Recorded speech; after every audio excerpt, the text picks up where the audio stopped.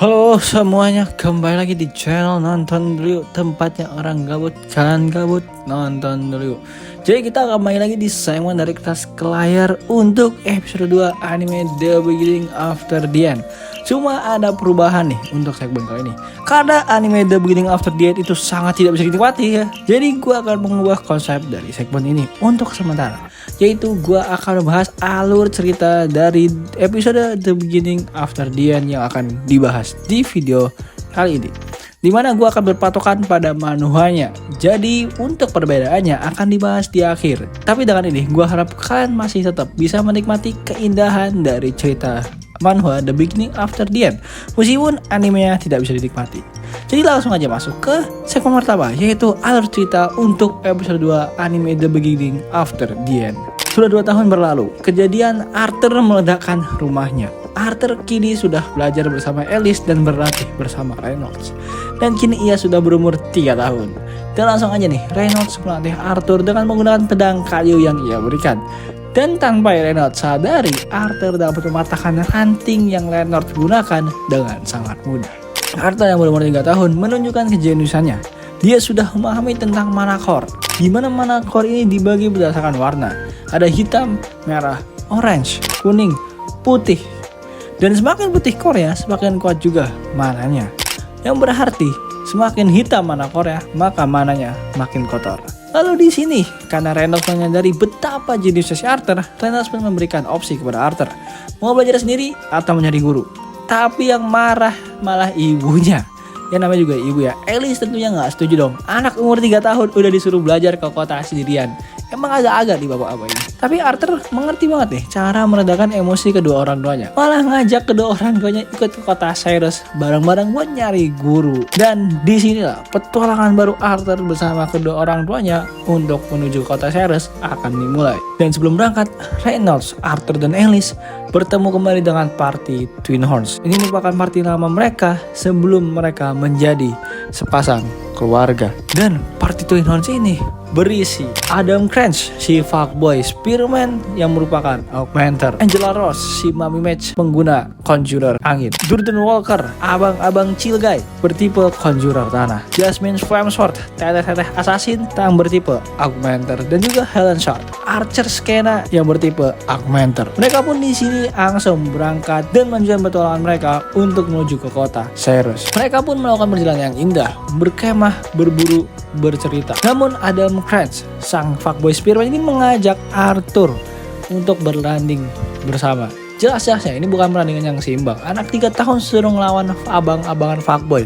Namun Arthur tanpa disangka-sangka dapat bertarung melawan Adam Crunch dengan intens. Dan ia menggunakan hukum ketiga Newton, yaitu gaya aksi dan reaksi untuk menunjukkan seberapa kuat dirinya. Dan langsung aja ya, berkat kemampuan tersebut dan berkat teori tersebut, Arthur langsung aja nih menangkis serangan dari Adam Crunch dan membuat dirinya terpental. Yang sontak membuat satu seisi partinya pun kaget. Dan langsung aja Adam ditampar sama si Durden. Dan setelah melakukan malam yang panjang tersebut, mereka melanjutkan perjalanan lagi. Mereka bermandi bersama, berlatih bersama, dan emang ini perjalanan yang penuh dengan kedamaian. Dan juga Arthur di sini mendapatkan belati dari Jasmine Flamesword sebagai hadiah ulang tahunnya. Namun di tengah perjalanan yang damai ini, party mereka diserang oleh para bandit. Langsung aja party Twin Horns yang sudah terbiasa dengan situasi ini sudah bersiap untuk melawan balik para bandit. Pertarungannya jelas-jelas tidak seimbang antara bandit yang berjumlah puluhan dengan party Twin Horns yang hanya berisi 7 orang. Dan pertarungan hidup dan mati dimulai. Party Twin Horns mendominasi pertarungan di mana Adam berhasil menusuk mereka dengan spearnya. Jasmine dengan daggernya bergerak lincah untuk mengalahkan mereka.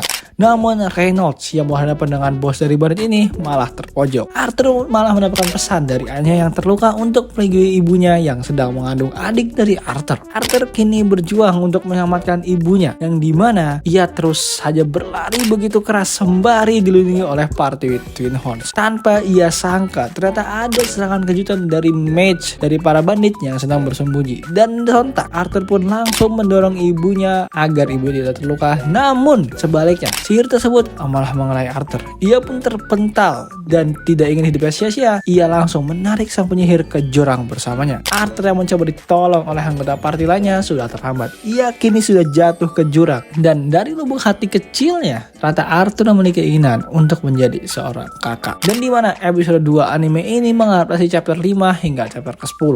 Jadi ada apa aja nih perbedaan antara manhwanya dengan adaptasi anime kemarin? Yang pertama, scene Raja Grey mengeksekusi seorang pelanggar. Ini membuat jelas-jelas si Raja Grey itu begitu dingin dan merubah image Arthur yang sebenarnya ada sisi kemanusiaannya jadi sangat dingin dan tegas. Lalu yang kedua, perdebatan meja makan di manhwa. Sebenarnya kalau di manhwanya itu kita lihat si Reynolds dan si Alice itu berdebat di meja makan. Dan ada kejadian lucu kalau mereka tuh seolah mengsamun pasukan sayur.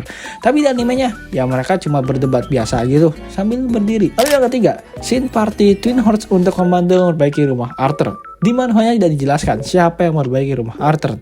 Tapi di animenya dijelaskan bahwa party Twin Horns lah yang memperbaiki rumah Arthur. Yang keempat, perkenalan anggota Twin Horns yang agak berbeda. Di anime entah kenapa kurang menarik perkenalannya. Lalu yang kelima, adegan berburu. Harusnya itu kalau di manhwanya itu malam. Tapi di animenya bersetting di waktu siang. Ya tidak ada perbedaan yang begitu berarti, tapi perbedaan setting waktu ini membuat perbedaan yang sedikit mencolok untuk perbedaan antara manhwa dengan animenya. Yang keenam, Arthur tuh kepental di manhwanya hingga dirinya tuh terkena bebatuan dan terjatuh di tanah. Tapi di animenya dia ditahan oleh Angela Rose. Lalu yang ketujuh, latihan bareng Twin Horns. Di manhwanya itu tidak disampilkan latihan Arthur bersama isi part Twin Horns. Tapi di animenya dijelaskan ada panel tambahan Arthur berlatih dengan Jasmine, Arthur berlatih dengan Adams dan lainnya. Lalu yang ke-8, perbedaan penyihir yang menyerang Arthur dan ibunya. Kalau di manhwanya itu adalah penyihir air, tapi kalau di animenya ini adalah penyihir angin.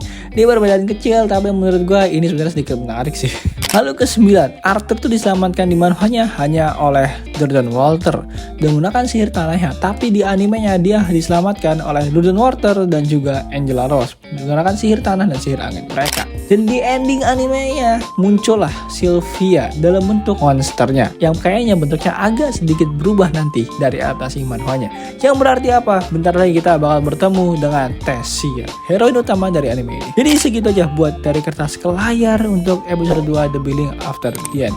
Jadi langsung aja nonton dulu yuk anime The Beginning After the End. Tapi kayaknya lebih tepat baca dulu yuk manhwa The Beginning After the End, karena animenya jujur aja guys nggak bisa dinikmati.